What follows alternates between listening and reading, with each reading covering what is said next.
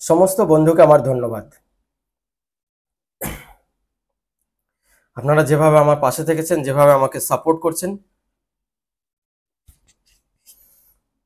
তার জন্য সমস্ত বন্ধুকে আমার ধন্যবাদ জানাই। তো আজকে আপনারা যারা থাম্বনেল দেখে এসছেন তারা নিশ্চয়ই বুঝতে পারছেন কি বলতে এসছি।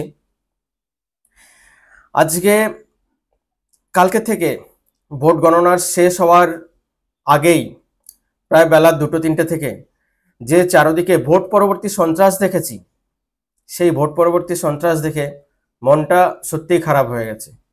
তৃণমূল ভোটে জিতেছে ভালো কথা, তো তাদেরকে সেইভাবে সেই জিনিসটা বড় মন নিয়ে নেওয়া উচিত ছিল, মানুষকে ধন্যবাদ জানানো উচিত ছিল। শুধু সেই ধন্যবাদ জানানোটা শুধু মুখের কথায় হলে হয় না, সেটা শুধু মমতা ব্যানার্জির একটা ঔপচারিক ভাষণ দিয়ে দিলে তাতে হয়ে যায় না। সন্ধ্যার সময় এসে বলে দিলেন যে হ্যাঁ সবাইকে ধন্যবাদ, সবাইকে সম্মান করি, তাতে হয় না।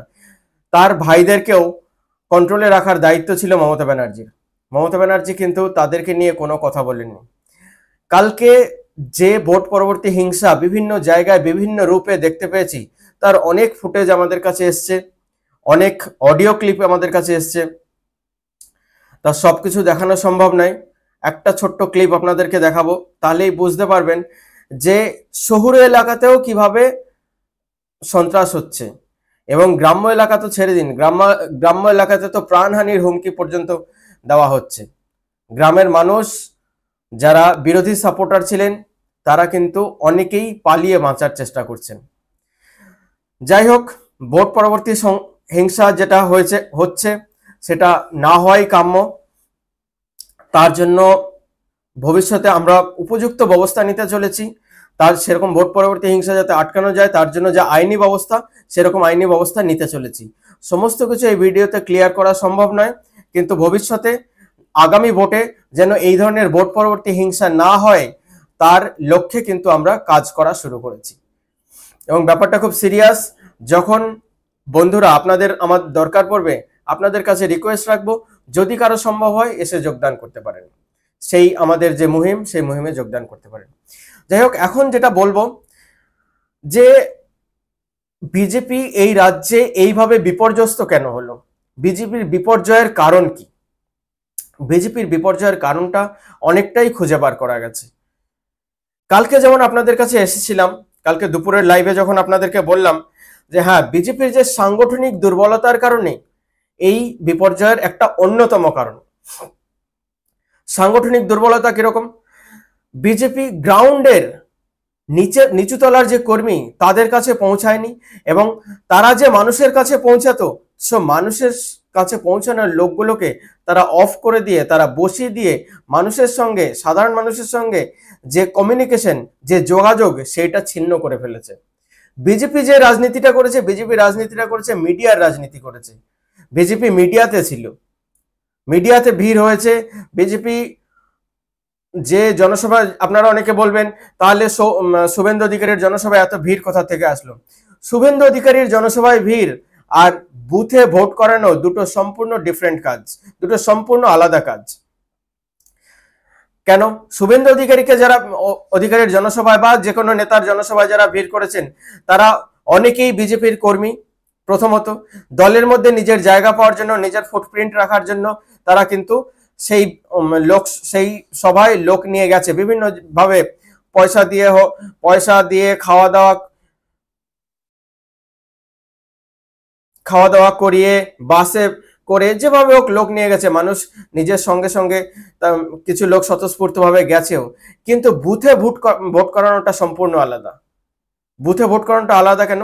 বুথে যেদিন ভোট হয়, যেদিন লোকসভা বা বিধানসভা নির্বাচন হয়, সেদিন ওই কেন্দ্রগুলোতে যারা দায়িত্বে থাকেন, ওই বুথগুলোতে যারা দায়িত্বে থাকেন, তারা প্রত্যেক ভোটারের বাড়িতে গিয়ে তাদের টোটোতে করে বুথ কেন্দ্রে পৌঁছে দেওয়া, তাদেরকে ভোট দিতে সাহায্য করা, তাদের জন্য টিফিনের ব্যবস্থা করা, তাদের জন্য ছায়া জায়গার ব্যবস্থা করা, তারা যাতে আরামে ভোট দিতে পারেন, এই কাজগুলো করতে কিন্তু, এই ধরনের সাংগঠনিক কাজগুলো করতে কিন্তু তৃণমূল বিজেপির থেকে শত যোজন এগিয়ে ছিল। যার জন্য, এবং তাদের কাছে একটা প্রশাসনিক সুবিধা তো ছিলই, যার জন্য কিন্তু বিজেপিকে তারা এইভাবে এই রাজ্যে মাত দিতে পেরেছে। আর বিজেপি এই কাজগুলো করতে পারতো, তাদের জন্য তাদের অতিরিক্ত শক্তি খরচা করতে হতো, অর্থাৎ প্রশাসনিক সুবিধাটা তাদের কাছে না থাকার জন্য হ্যাঁ তাদের লাগাতার এই কাজটি করতে হতো, সেই ধরনের কর্মী তৈরি করতে হতো যারা গ্রাউন্ডে কাজ করতে রাজি, যারা বুথে কাজ করতে রাজি, যারা কিছু না পেয়ে কাজ করতে রাজি, তাদেরকে তৈরি করতে হতো। বিজেপি তাদেরকে তৈরি করেনি, বিজেপি তাদের দিকে ধ্যান দেয়নি, বিজেপি তাদের জন্য যে যোগাযোগের রাস্তাটা, পার্টির সঙ্গে যে যোগাযোগের রাস্তাটা, সেই পার্টির সঙ্গে যোগাযোগের রাস্তাটা বন্ধ করে রেখেছে। অর্থাৎ গ্রাউন্ডে যারা কাজ করবে তাদেরকে মিডিয়াতেও আনেনি, আর তাদেরকে দিয়ে কাজও করাতে পারেনি, তাদেরকে বসিয়ে রেখেছে, তাদের সঙ্গে যোগাযোগই করা হয়নি পার্টি অফিস থেকে। যদি সেরকম ঘটনা না হতো, আমার এই ভিডিও করার পরে আপনারা অনেকেই কমেন্ট করে বলবেন যে দাদা এই ধরনের ঘটনা হয়নি, আপনি ভুল বলছেন। কিন্তু আমি যে ভুল বলছি না, কারণ আমি গ্রাউন্ডের সঙ্গে জুড়ে আছি, আমি গ্রামীণ এলাকার সঙ্গে জুড়ে আছি, তো আমি সেই ঘটনাগুলো জানি। এবং আর একটা অন্যতম কারণ হচ্ছে গিয়ে লক্ষ্মীর ভান্ডারের একটা ব্যাপার আছে, যেটা লাভার্থী যারা উপভোক্তা, এই উপভোক্তার একটা ভোট কিন্তু তৃণমূল পেয়েছে, তা নিয়ে কোনো ডাউট নেই। মুসলিম ভোট একবারেই ভাগ হয়নি, সেটা এন ব্লক হয়ে সম্পূর্ণ তৃণমূলের পেছনেই দাঁড়িয়েছে। মুসলিম ভোটটা কিন্তু ভাগ হয়নি, মুসলিম ভোট কিন্তু সিপিএম পায়নি, কংগ্রেস পায়নি। কিন্তু তার পরিবর্তে কি হয়েছে, সিপিএম কে অনেকে বলেছিলেন সিপিএম ভালো ভোট পাবে, সিপিএম পশ্চিমবাংলায় আবার উঠে আসবে। হ্যাঁ, সিপিএম একটু উঠে এসছে। কার ভোট কেটেছে? এই বিজেপির ভোট কেটে তারা একটু উঠে এসছে। সিপিএম জায়গায় জায়গায় এই বিজেপির হিন্দু ভোটে ভাগ বসিয়েছে, যার জন্য কিন্তু আজকে 18টি আসনের পরিবর্তে বা 19টি আসনের পরিবর্তে বিজেপির আসন সংখ্যা এসে দাঁড়িয়েছে 12টিতে। আপনাদেরকে 2-3টি পরিসংখ্যান দেখাই, তাহলে বুঝতে পারবেন। স্ক্রিনে যে দেখতে পাচ্ছেন, এই মেদিনীপুরে অগ্নিমিত্রা পল পেয়েছেন 6,75,000 ভোট, যেখানে জুন মালিয়া পেয়েছেন 7,02,000 ভোট, সেখানে বিপ্লব ভট্ট ভোট পেয়েছেন 57,000 ভোট। এই ভোটটা সিপিএম কিন্তু বিজেপির ভোটটাকে কেটে সিপিএম এ ঢুকেছে। হ্যাঁ, অনেকে বলবেন সিপিএম এর ভোট কেটেই তো বিজেপিতে গেছে। ভোট কখনো কারো হয় না, কিন্তু এই ভোটটা কিন্তু বিজেপির পাওয়ার কথা ছিল, সেই ভোটটা কিন্তু সিপিএম এ পড়েছে।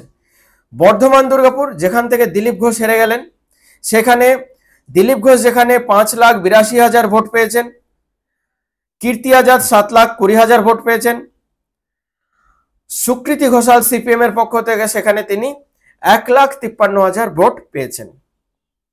তাহলে সিপিএম কিন্তু এখানে বেশ ভালো ভোট কেটে নিয়ে বেরিয়ে গেছে। এটা কিন্তু এই এতগুলো সিট বিজেপির কমে যাওয়ার একটা অন্যতম কারণ। আপনাদের দমদম লোকসভায় বলি, দমদম লোকসভায় সিপিএম 2,40,000 ভোট পেয়েছে। এই কিন্তু তৃণমূল জিতেছে 70,000 ভোটের মার্জিনে, সিপিএম ভোট কেটেছে 2,40,000 ভোট। এরকম প্রত্যেকটি আসনে বিজেপির হিন্দু ভোটের ভাগ বসিয়েছে সিপিএম, অর্থাৎ হিন্দু ভোটটা ডিভাইড হয়ে পড়েছে। কিন্তু মুসলিম ভোটটা এন ব্লক হয়ে একসঙ্গে তৃণমূলের পিছনে ছিল। মুসলিমরা কিন্তু কোনো রকম ভুল করেনি যে তৃণমূল ছাড়া অন্য কাউকে বিশ্বাস করেনি, কারণ তারা কিন্তু সমূহ বিপদ দেখে যে মমতা ব্যানার্জিকে সরানো যাবে না, মমতা ব্যানার্জিকে রাখতে হবে, মমতা ব্যানার্জি আমাদের কথা বলবেন, মমতা ব্যানার্জি হ্যাঁ কোরআনকে একটু অপমান করলেও কোনো অসুবিধা নেই, মমতা ব্যানার্জিকে রাখতে না পারলে কিন্তু সমূহ বিপদ হতে পারে, সেই ব্যাপারটা কিন্তু তারা ধ্যান রেখেছেন। মমতা ব্যানার্জি ফিরহাদ হাকিমকে দিয়ে যে কাজ করিয়েছেন তার কিন্তু ফলাফল পেয়েছেন। ফিরহাদ হাকিমকে দিয়ে মমতা ব্যানার্জি যে এই মুসলিমদের ভয় দেওয়ার জন্য যে একটা ভিডিও বা ক্লিপ ছাড়িয়েছিলেন, তার কিন্তু ফলাফল কিন্তু তৃণমূল পেয়েছে। কিন্তু এত হিন্দুদের অপমান করা সত্ত্বেও হিন্দুরা কিন্তু তৃণমূলকেও ভোট দিয়েছে, সিপিএম কেও ভোট দিয়েছে, কংগ্রেসকেও ভোট দিয়েছে, বিজেপিকেও ভোট দিয়েছে। হিন্দুদের উপর যে অপমান করা হয়েছে, সেই অপমানের কিন্তু কোনো জ্বালা হিন্দুদের মনে ছিল না। হিন্দু সংস্কৃতিকে, সনাতনী সংস্কৃতিকে যে অপমান করা হয়েছে, তার জ্বালা কিন্তু হিন্দুদের মধ্যে ছিল না। এবং নরেন্দ্র মোদীকে যে অপমান করা হয়েছে, নরেন্দ্র মোদীর অপমানের জ্বালাও কিন্তু এই হিন্দুদের মধ্যে ছিল না, যার জন্য কিন্তু মমতা ব্যানার্জি এতগুলো আসন নিয়ে পশ্চিমবঙ্গে জিতে এসছেন, যেখানে বিজেপি তার এতগুলো আসন সংখ্যা হারিয়েছে। এবং সম্ভাব্য যারা 24টি আসন জেতার কথা ছিল, সেই 24টি আসন থেকে তাদের সংখ্যা কমে 12টি হয়েছে। এই সব বিভিন্ন কারণগুলি যেমন বিজেপির পক্ষ থেকে পর্যালোচনা করা দরকার, বিজেপির সঙ্গে সিপিএম ভবিষ্যতে কি করতে যাবে তা বিজেপির বোঝা উচিত। সিপিএম কি করতে পারে, কিভাবে তাদের ক্ষতি করতে পারে, সেইভাবে তাদের স্ট্র্যাটেজি সাজানো উচিত, 1 নম্বর। 2 নম্বর, বিজেপি যাতে করে এরকম একটা লাভার্থী গোষ্ঠী তৈরি করতে পারে, অর্থাৎ এরকম একটা উপভোক্তা গোষ্ঠী তৈরি করতে পারে, সেই ব্যাপারটাতে ধ্যান দেওয়া উচিত, যেটা মমতা ব্যানার্জি লক্ষ্মীর ভান্ডারের মাধ্যমে করেছেন। এবং আর একটা ব্যাপার যেটা হচ্ছে গিয়ে বিজেপির সংগঠনের যে দুর্বলতা, যে বিজেপির সংগঠনে যে তৃণমূলীকরণ হয়ে গেছে, অন্য দল থেকে যে লোক বসিয়ে এনে তাদেরকে দলের মাথায় বসিয়ে দেওয়া হয়েছে, বিজেপি নিজের কর্মীদেরকে দূরে সরিয়ে রেখেছে, নিজের গ্রাউন্ডের কর্মীদেরকে বিজেপি যোগাযোগই করেনি, যোগাযোগ পর্যন্ত করেনি, কারণ মাথায় রয়েছে তৃণমূলের নেতারা, বিজেপির মাথায় রয়েছে তৃণমূলের থেকে আসা নেতারা। তারা তো বিজেপির গ্রাউন্ডের নেতাদেরকে চেনেন না, তাদেরকে জানেন না, তো তাদেরকে তার জন্য কন্ট্যাক্ট করার চেষ্টাই করেননি, যোগাযোগ করার চেষ্টাই করেননি। তারা ভেবেছেন যে নরেন্দ্র মোদীর হাওয়ায় বোধহয় ভোট হয়ে যাবে, যা পার্টি অফিসে এত ভিড় দেখছি এবং মিটিং মিছিল এত ভিড় হচ্ছে, তো এইভাবে হয়ে যাবে। এই মিটিং মিছিলে তো 2011-তে সিপিএম এর মিটিংয়েও ভিড় হয়েছিল, 2021-এ সিপিএম এর ব্রিগেডেও ভিড় হয়েছিল, 2019-এ সিপিএম এর ব্রিগেডেও ভিড় হয়েছিল। সিট কি কনভার্ট হতে পেরেছে? সিট কি পেয়েছে সিপিএম? সিপিএম আর সিট পাবে না, সেটা মানুষকে বোঝাতে হবে। সিপিএম এই সারা দেশে 4টি মাত্র আসনে জিতেছে, সেটা বিজেপিকে ভালো করে ঘরে ঘরে গিয়ে বোঝাতে হবে। কারণ সিপিএম এর যারা ভোটার ছিলেন তারা কিন্তু সংঘবদ্ধ ভোটার, তাদেরকে গিয়ে বারবার করে বোঝাতে হবে, রিপিটেডলি বোঝাতে হবে যে সিপিএম এই সারা দেশে মাত্র 4টি আসন পেয়েছে এবং এই রাজ্যে একটিও আসন পায়নি। খালি খালি এদের মাধ্যমে ভোট কাটিয়ে, আপনারা যখন তৃণমূলকে পছন্দই করছেন না, তাহলে ভোট কাটিয়ে কেন একটা ভোট কাটুয়া পার্টিকে ভোট দিয়ে আপনি বিজেপির সুবিধা, এই তৃণমূলের সুবিধা করে দিচ্ছেন, বিজেপির ক্ষতি কেন করছেন, এই কথাটা বোঝাতে হবে। এবং বিজেপির মধ্যে যে সিপিএম এর এবং বিজেপির মধ্যে যে তৃণমূলীকরণ হয়ে গেছে, এই তৃণমূলী নেতাদেরকে সাইড করতে হবে, তাদেরকে দাবিয়ে বিজেপির মূল নেতাদেরকে সামনে আনতে হবে, বিজেপির নিচুতলার সংগঠনটিকে চাঙ্গা করতে হবে, ফোন করে পুরনো কর্মীদেরকে আবার পার্টি অফিসে আনতে হবে, তাদের পার্টি অফিসে নিয়ে যথাযোগ্য জায়গায় বসার জায়গা দিতে হবে এবং তাদেরকে আর কিছু না দিলেও তারা কিন্তু দলের হয়ে আবার হাসি মুখে কাজ করবেন। সেই ব্যাপারগুলি কিন্তু বিজেপির নেতৃত্ব যদি ইন্ট্রোস্পেকশন না করে, এই সামনের 1 বছর ধরে এই কাজটি যদি বিজেপি নেতৃত্ব না করে, তাহলে কিন্তু বিজেপির সমূহ বিপদ। তাহলে 2026-এও বিজেপি এই রাজ্যে ক্ষমতায় আসার কোনো স্বপ্ন দেখাটা অলীক স্বপ্ন দেখা হবে।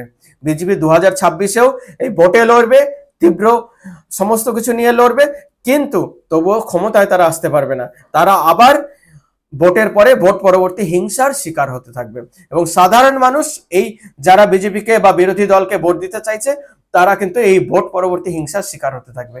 এই কথা বিজেপির কর্মীরা যদি মাথায় না রাখে, বা বিজেপির কেন্দ্রীয় নেতৃত্ব বা বঙ্গ বিজেপির নেতৃত্ব যদি মাথায় না রাখে, তাহলে বিজেপিকে মানুষ যে বিশ্বাস করার চেষ্টা করছে, ভরসা করার চেষ্টা করছে, এই ভরসার জায়গা থেকে কিন্তু তারা সরে যাবে। তারা ধীরে ধীরে ধীরে ধীরে অন্য কোনো দলকে আবার ট্রাই করার চেষ্টা করবে। সেই দলটি যাতে সিপিএম না হতে পারে, সেই দিকে কিন্তু খেয়াল রাখা বিজেপির নেতৃত্বের একান্ত কর্তব্য। কারণ সিপিএম এমন একটি দল যারা এই দেশটিকে ভালোবাসে না, যারা শুধু নিজের দলকে ভালোবাসে, এবং তারা কিন্তু এই তৃণমূলের থেকেও বেশি অত্যাচার করবে। তৃণমূল আজকে যে অত্যাচার করছে তার থেকেও বেশি অত্যাচারী হবে এবং অত্যাচারী ছিল। আজকে তারা ফাঁদে পড়ে রয়েছে, যার জন্য তারা অত্যাচার হয়তো করতে পারছে না, কিন্তু এদের থেকেও বেশি অত্যাচার করবে। সেই কথা ভেবে এই সিপিএম কে ফেরানোর কথা বাদ দিন, এই সিপিএম কে ভোট দেওয়ার কথা চিন্তা ভাবনা ছেড়ে বিজেপি নেতৃত্বের উচিত কিভাবে মানুষের মাথায় এই কথাটা ঢোকানো যে সিপিএম কে ভোট দিলে আপনার ভোটটি নষ্ট হবে, আপনার ভোটে সরকার তৈরি হবে না, আপনার ভোটটি ফেলনা যাবে, কারণ সেই ভোটটি তৃণমূলও পাচ্ছে না, সেই ভোটটি বিজেপিও পাচ্ছে না। তো এমন একটি দল ভোটটি পাচ্ছে যে ভোটটি কোনো কাজে লাগবে না। সারা দেশে যেখানে বিজেপি 240টি আসন জিতেছে, সিপিএম সেখানে মাত্র 4টি আসন জিতেছে, কেরালাতে 2টি আর অন্য কোনো রাজ্য থেকে, এই পশ্চিমবঙ্গ থেকে 1টিও আসন জেতেনি। তো তাদেরকে কোন বিশ্বাসে কেন ভোট দেওয়া হবে?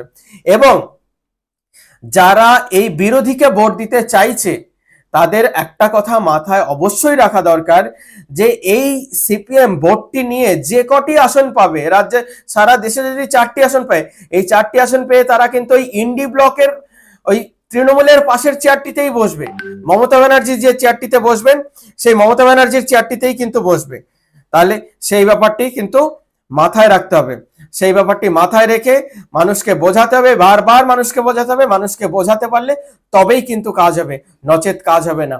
আপনারা ভেবে দেখুন আমি ভুল বলছি কিনা। যদি ভুল বলি আমাকে শোধরানোর জন্য জানান, উপায় জানান, কমেন্টের মাধ্যমে জানান।